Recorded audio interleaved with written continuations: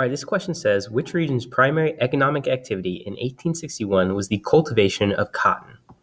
So if we're talking about an economic activity, we're talking about some kind of industry or business, right?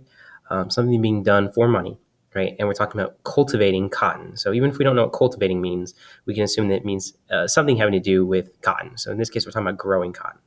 So what this basically is asking is, on this map, which of these regions that's numbered grew cotton as its major economic activity?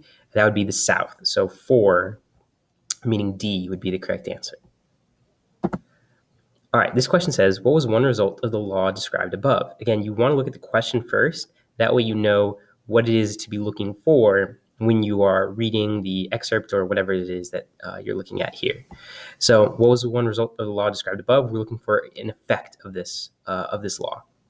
So it says, this controversial law allowed slave hunters to seize alleged fugitive slaves without due process of law and prohibited anyone from aiding escaped fugitives or obstructing their recovery.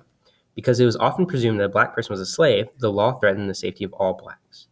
So, again, keep in mind whenever reading excerpts like this, you might not know every single word. There might be words in here that you don't actually understand, but there's plenty of words in here that you do understand, such that you can piece them together and you can really gain a full understanding of what this is describing. And so what this is describing is the Fugitive Slave Act, right? The law that said that Southerners could go north and capture runaway slaves and even capture free African Americans who just simply had no defense, right? They couldn't argue for their own freedom in a court of law or anything like that. If someone said, "Hey, you're a slave and I own you and you've escaped from me," well, then there wasn't a lot that you could do, essentially.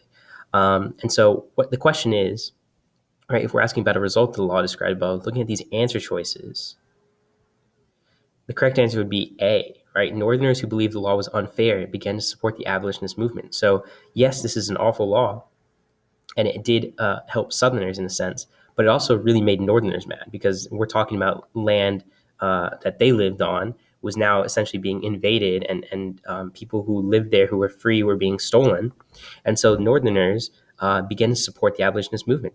They started to actually fight for the cause of ending slavery once and for all.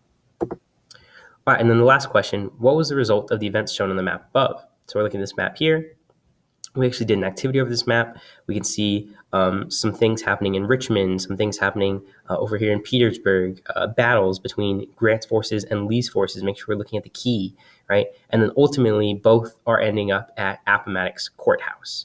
So what would be the correct answer here? What is it that happened, right? What is the result of them landing here at Appomattox Courthouse? The correct answer is C. General Lee surrendered to General Grant, and this is what ended the Civil War.